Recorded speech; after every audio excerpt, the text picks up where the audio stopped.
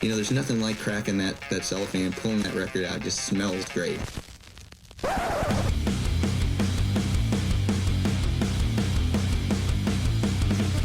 Welcome to BODS Mayhem Hour. Non-stop hardcore energy. I love the show, guys. You're awesome. Unlike any other. With your host, John the Bod, a.k.a. the Bod Father. Man, this stuff rocks. I'm Yoni. This is Ron. We are the Dodies, and you are listening to BODS Mayhem Hour. Yeah! The views and opinions of the guests do not necessarily reflect the views and opinions of BODS Mayhem Hour, its staff, affiliates, or sponsors. Parental discretion is advised. Welcome to BODS Mayhem Hour. Hey everybody, welcome to BODS Mayhem Hour. I'm your host, John the Bod, aka the Bod Father, and as always, I bring you guys and gals awesome interviews. Today, it's an honor and a huge privilege to welcome Yoni Avittan and Ron Aronson of the Dodies. The Dodies have released their second album entitled Floating in Limbo and single No Silver Lining. Floating in Limbo is the follow-up to their debut album. It's one hell of a ride. We're going to be talking to Yoni and Ron about all this. So welcome to the podcast, guys, and how you doing? Well, thank you, fine sir. We are the Dodies. The Dodies. The Dodies. And we are doing we're doing okay. I think we're surviving this life as best as possible. Did I say the name wrong? Yes, but please keep it in. Oh, I'm not going to edit it. It was the Dodies. I'm going to say the Dodies are here, guys.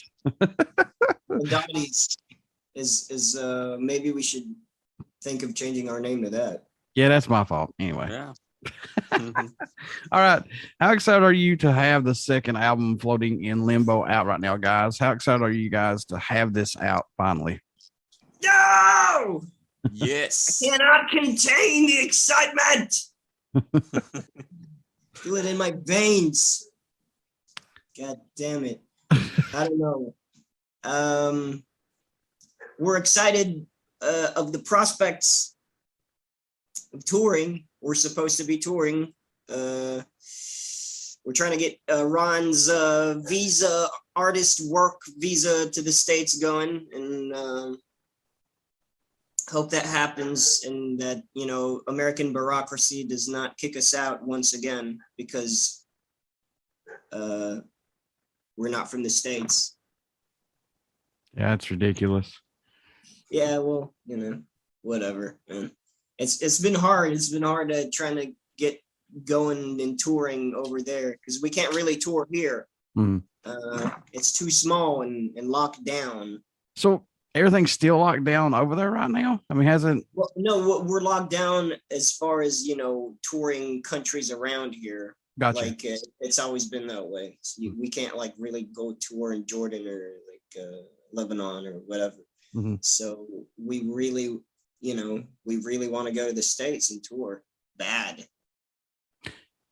What led No Silver Lining to be the debut single off this album? What, I know there's other songs that could have knocked it out of the ballpark just as well, but what was it about this song that said this has to be the one that goes out first? We've always had, I think, something special for No Silver Lining.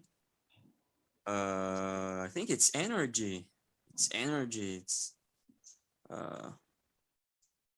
I don't know, the idea for a video helped for sure. What do you think, Yoni? Well, you know, we're trying to represent with some rock and roll. You know, rock and roll is fucking dead. It's been dead for like a decade out of the mainstream, and we need to be representing.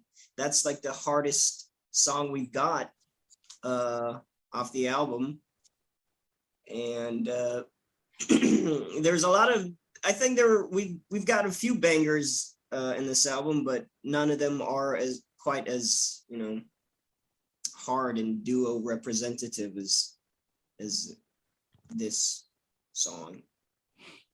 You know, I've heard several people say rock and roll's dead. I mean, myself, I don't think so. I mean, you know, you're talking like mainstream and things like that, but I'm excited to see, you know, who's going to be the next Metallica, the next Slipknot, the next Ghost, the next, Judas Priest. You know what I'm saying? I'm excited to see who steps in and takes those torches and just keep running with it. I'm excited to see what happens here next 10 years, possibly. Yeah, it'll come back eventually. I mean, it's just been shunned out from, like, there's a lot of hipster indie bands going on, and like trap music, and that's what's happening these days. It's like a revolving door, man. It comes back every now and again. It'll come back, yeah, eventually. Yeah. Did the pandemic set the band back at all with creating this album, or did it give the band extra time for creativity? Was this something that you guys said, hey, let's just start working on this shit. Let's get some new stuff out? It did set us back as far as touring and the visa and all that stuff. Yeah, for sure. But I think that kind of gave us the idea to make the second album, to make Floating in Limbo. That what pushed us to it. We can tour, so let's make another album. We did have the songs ready for years. We've had them. It's not like we made those songs during the pandemic. Yeah. Though I've actually been writing a lot during the pandemic. We've had more time to create videos as well for the first album, but we it was just hard to promote it because we couldn't go overseas and tour because everything was locked down. Yeah. Are these all brand new songs, or are these songs left off the previous album? Or I know you mentioned you had a lot of extra songs left in your all's pocket. Let's talk about that a little bit. Yeah. We've had for years. We've had like a bunch of albums, like enough songs for an album, for a few albums. We've had them lined up. Even when we made It's One Hell of a Ride, we already had all the songs for Floating in Limbo, I think. Yeah, they were all there, but we did have the concept for a specific album. So we wanted to make it right, to do it the way we wanted. And right now we've got enough songs for almost 2 more albums. Jeez. See that? Yeah, 2 more albums coming right up, man. That's the cool thing about when I do these interviews, especially during this pandemic, and I hate that we all had to go through it. But when I hear bands say that, and not just you guys, there's other bands that's told me they've had 3+ albums worth of material to be put out. I'm going, damn, that's insane. It's like, are we really going to see the light of day of these songs? Because when you guys get out on touring and it starts to rev back up again, and hopefully it'll be very soon, are we going to see the light of day of these songs? Because you guys could be working on something totally else different and say, well, I don't want to put them out right now. I'm not feeling it. You know what I mean? It's like, could they be B-sides or just thrown out later or whatever? Yeah, well, we're going to release the fuck out of these songs for sure. Whether people see the light of day of them is not fully in our control, but on our side, we're going to release it and we're going to record it. That's what I'm talking about, Yoni. That's what I'm talking about, sir.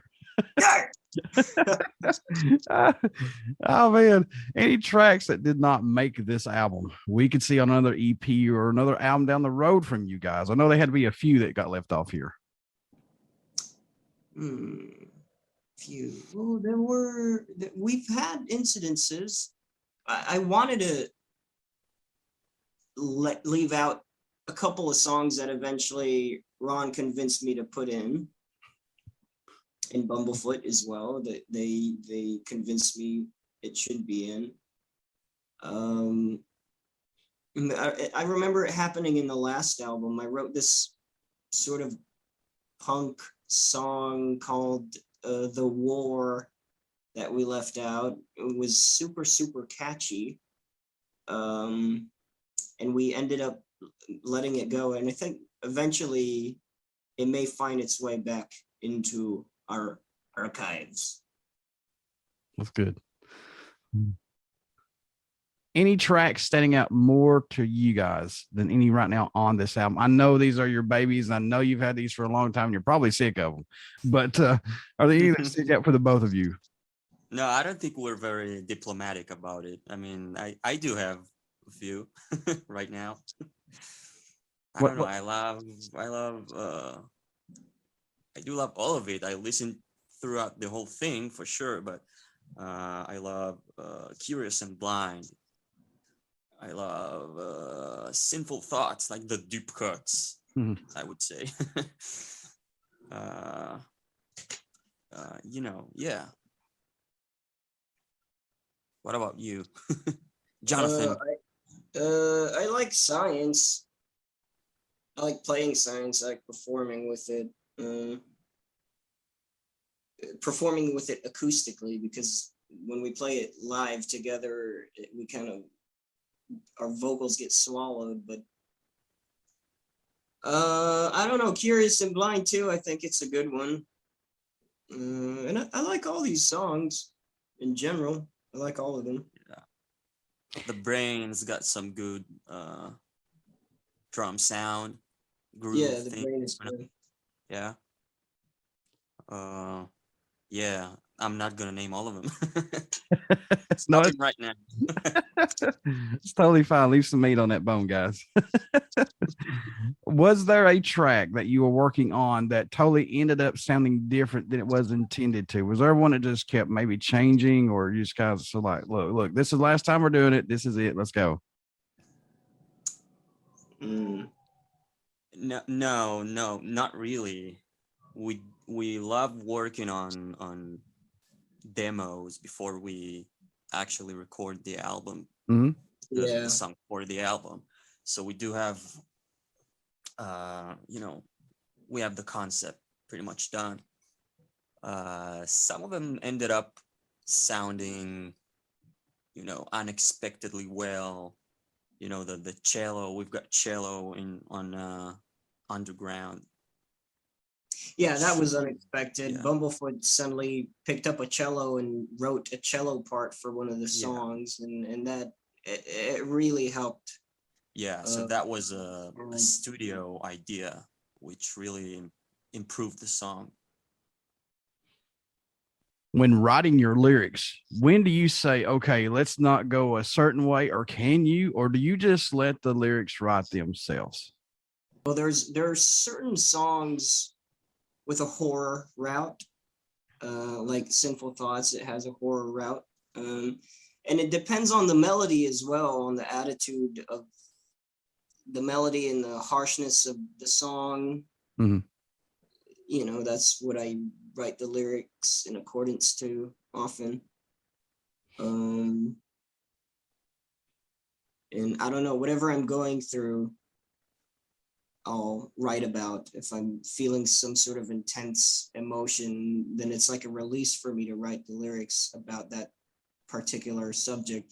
And whatever kind of melody that just pops up at that moment, I will kind of adapt the vibe of the lyrics to. Get what I'm saying? Both albums was produced by yourselves and co-producer Ron Bumblefoot, who's been with Sons of Apollo and X Guns and Roses. I've known Ron for a couple of years now. How's working with Ron on this, man? And how did this come about to even have him to start working with you guys?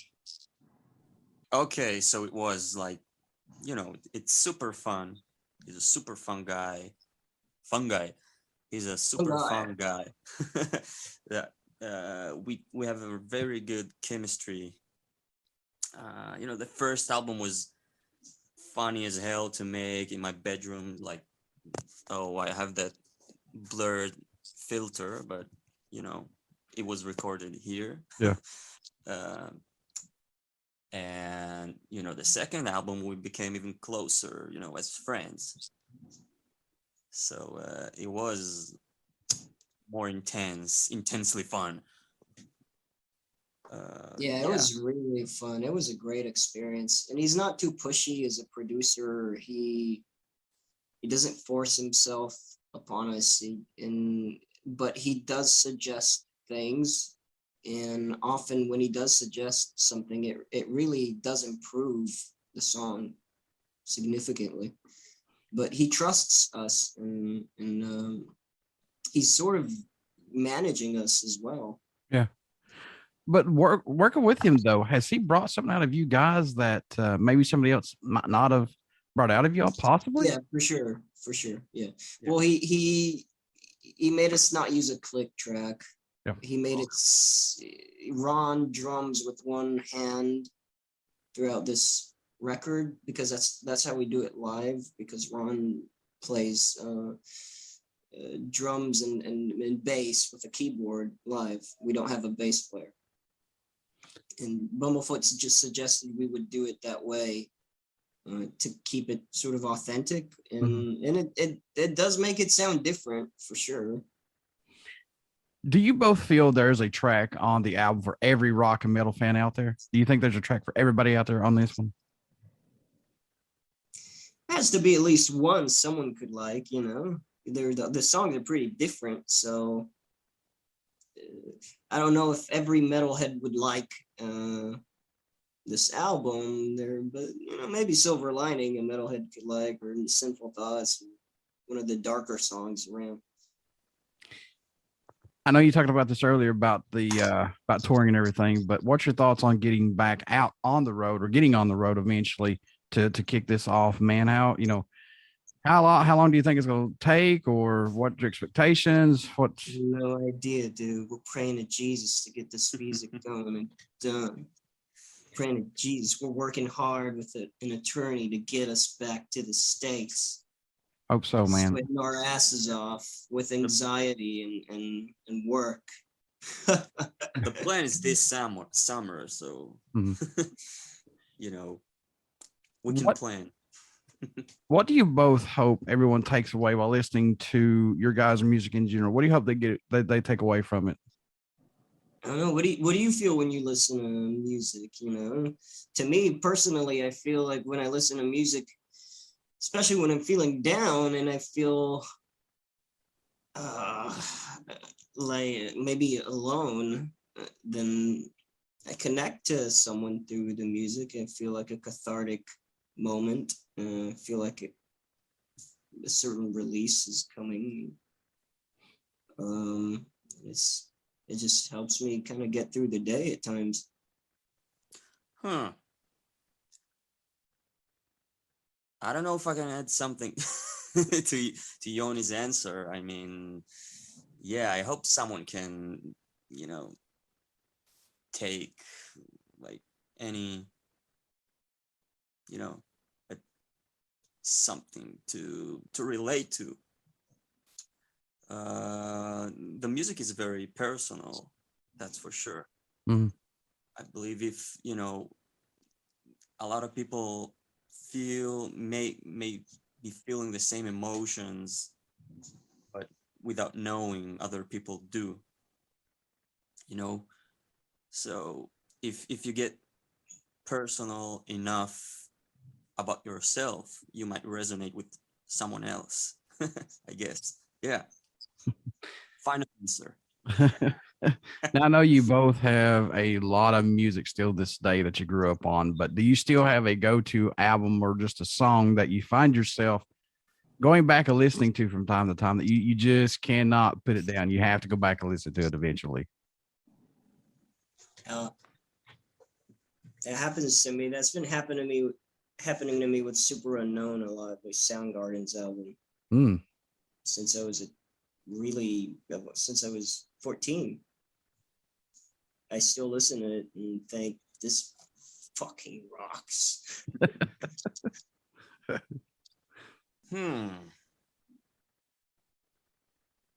I can still listen to Super Unknown for sure. The classics, I guess. Okay, Computer. It's not very original answer, but that's fine. It is my truth. And I stick Okay, to Computer it. forever, man. Fucking classic. Never dies. Yeah. Yeah. But I always look for new music. Sure. That's for sure. Like I add a new album to my library almost every day. So speaking of that, guys, are there any new bands that excite you that you can't wait to see what else they're coming out with? Are there any bands that's sparking your taste right now, possibly?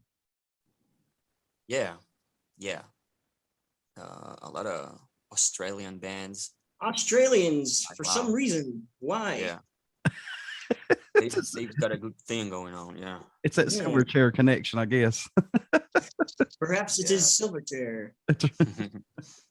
Now, there's a lot of, I agree. There's a lot of great bands over there coming up. And I'm like you. It's just like they've come out of nowhere. It's like, whoa, where'd you guys come from? Yeah. All right, Yoni Ran, how could folks stay in touch with you guys, buy this new album, singles, everything from you all? How can they do that? Spotify, Yeah, it's all around. Bandcamp. All the streaming platforms. It's all the Dodies Band, just one word. The Dodies Band, our Apple social Music. media. It's all YouTube. Yeah, Facebook, the Dodies Band, Instagram, the Dodies Band. We made it, as easy as possible. And I subscribed to you guys' YouTube page earlier today. So, Oh, yeah. That's what And I I'm gonna am talking about. and that's what I keep telling everybody. Subscribe to BODS Mayhem Hour's YouTube page. That helps us out. That helps you guys out. It's like Yeah. a win-win situation. And I just followed you back. thank you, man. And I keep preaching that. It's like, look, these bands are out on the road, barely getting paid. Their sales are coming in on their merch sales to actually go from show to show to show. So I don't care if you buy a button. If it's a $3 button, buy the damn thing. Just buy it. That's gas money. That's food money. Yeah. Just do it. Support them. So there, I'm getting off my pedestal now. I'll sit down. But anyway, would you guys care to do a promo for my show before I let you go? Yes, please. This is Yoni. This is Ron. We are the Dodies, and you are listening to BODS Mayhem Hour. Yeah.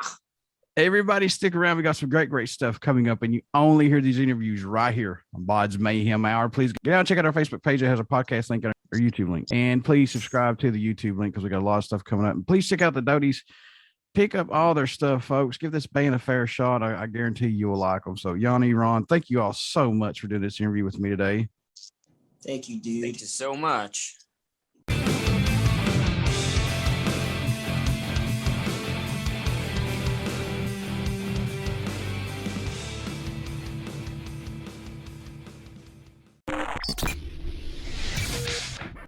You're listening to BODS Mayhem Hour. Follow us on Facebook, Twitter, and Instagram.